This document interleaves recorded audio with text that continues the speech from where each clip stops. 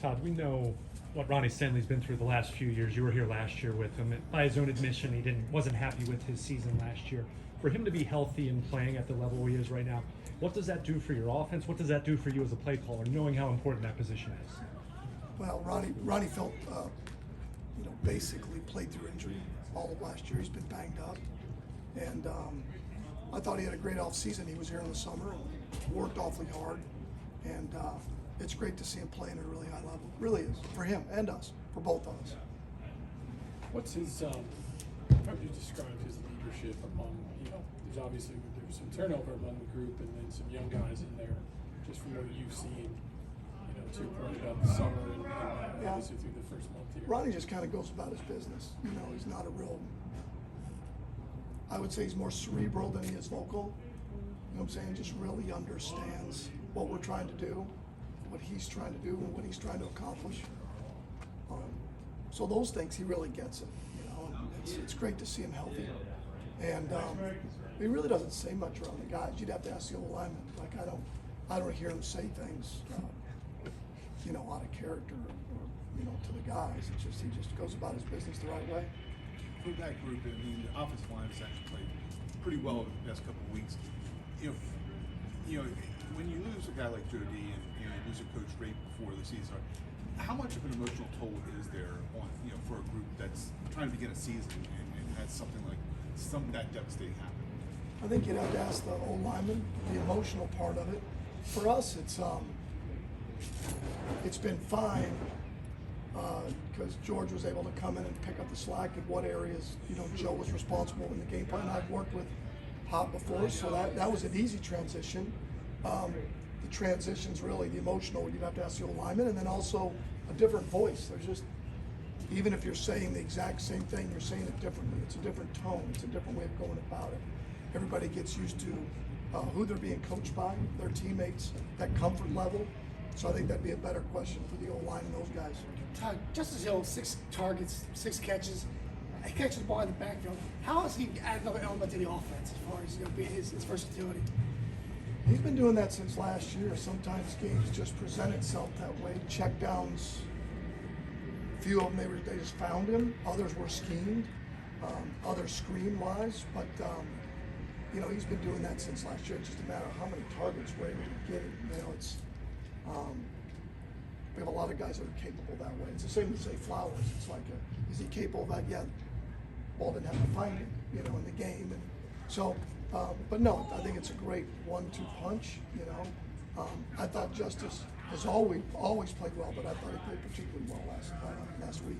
Todd, when you're running the ball so well and so much, do you go into a game expecting the opponent to really adjust and try to clamp down on that as kind of priority number one for them?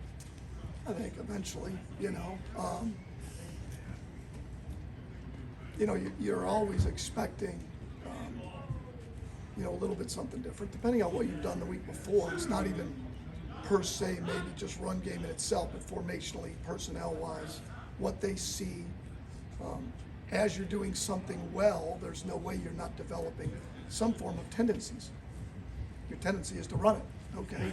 Well, that's a tendency, so what are they gonna do schematically, personnel-wise to combat that? And then we just have to have enough to be able to, for us to be able to attack it. Is that a point of focus this week when you talk to the players? Like, eventually, look, they're gonna change Sure. what they're doing, and we need to be able to counterpunch through the air and whatnot. Sure. I think the best teams are able to win in a variety of ways and modes. I think you need to be able to run it when you need to run it, and you need to be able to throw it when you have to throw it. And we've been pretty good that way when we've been clean, penalty-free, doing things the right way. We've been pretty successful. When we've had to throw it, when we've had to be in 2 minutes. We just got to continue to work to be cleaner in everything that we do, because it still wasn't perfect. It wasn't, we still have a lot of work to do to be the offense we want to be. Todd, along those lines, I think, especially those first couple of weeks in the season, you guys had a lot of chip help with tight ends, fullbacks. I guess, what is the kind of push-pull as you get more comfortable with, your offensive line's ability to have to, withstand pressure with just a 5-man unit, having more guys going out to routes? Just what is that kind of tension like? Well, I'll piggyback off what Ryan said, which is really, the more you're able to run it, stay out of the chains, not be in second long, get back on track, and then third and long, you avoid those issues. You just do. In the first two games, we weren't in that situation. We weren't as effective on first down. We put ourselves in some long yardage situations. We were more third down, 2 minute than you are in the world of chipping, and we're still doing that. But you definitely, it's going to get to that. I mean, it's a long season, and certainly our guys are going to continue to get better. I mean, Roger's going to continue to get better, and Pat did a great job in left guard, you know, wherever we've needed him. So that's going to continue to be, you know, something we're going to have to continue to do, and matchups create that. Certain matchups when you play teams. You know, Von Miller was a player that played on third downs. You know, Max Crosby is a guy that plays every down. That's a little bit different animal. You know, and we're going to get into those guys as we get further into the season. I'm curious, you know, when you turn on the sports talk shows, all the talking heads are saying, oh, the Ravens, they found their identity, right? They're going to run the ball, they're going to pound you that way and work off that. They found this. Do you agree with that notion, or what?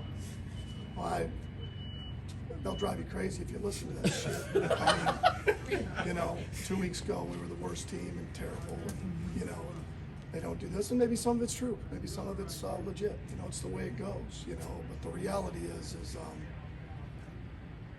you know, they have a job to do, we have a job to do, you know. And have we been cleaner? Yes. Have we run the ball better? Yes. Does every team want to have an identity where you can stay out of the chains and run the football? Of course that is. And I think our guys have embraced that and done a great job with it. And, you know, I love listening to those guys. I mean, I think everybody that's on TV that does that, I love football. So anybody that's dedicated their lives to football, I think it's awesome. But at the end of the day, you know, we have to stay true with what we believe in and then continue to do it the right way, whether we're throwing it or whether we're running it.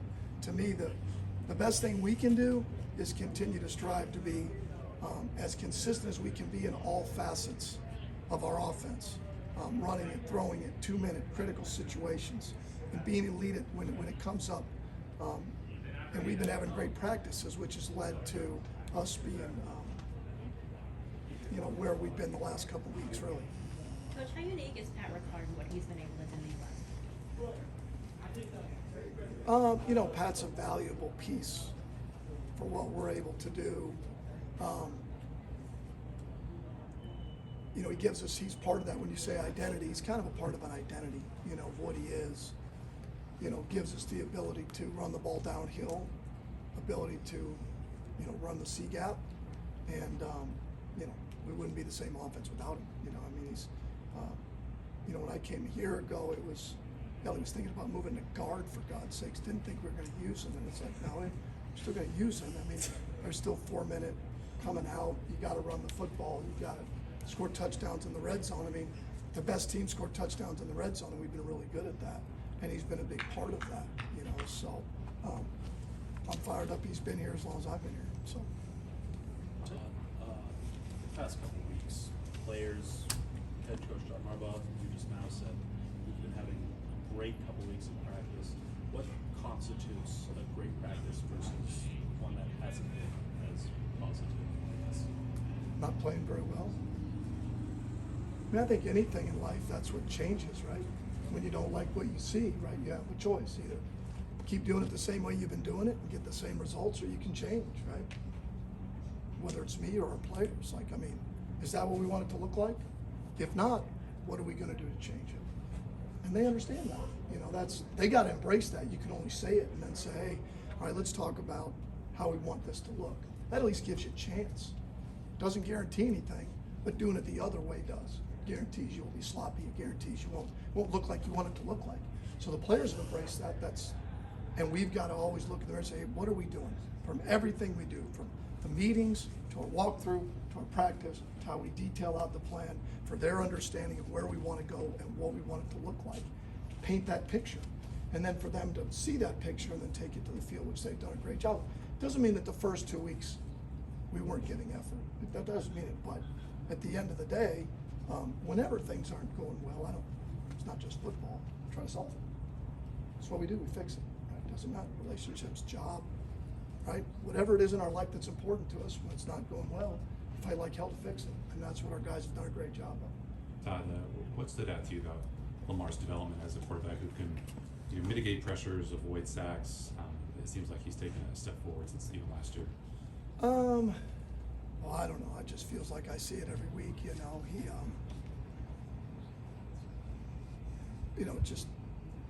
he loves to compete. I think that's the best way to say it. He loves to play the game of football, and he wants you to help him to be the best he can be. And he's embraced T as his position coach. He's embraced me as the coordinator, and we've embraced what his skill set is and what he brings to the table.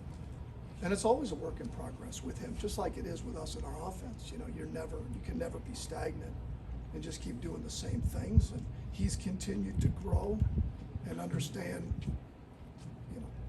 where we want this to go. And he's it. He's the conductor, man. He makes this thing go. And so it's been fun. It's been fun, and we're only going to continue, hopefully, to get better and bring everybody with Lamar. And our guys have done a great job, really have, embracing that. We got a great group, we really do. All right. Thank you, Coach.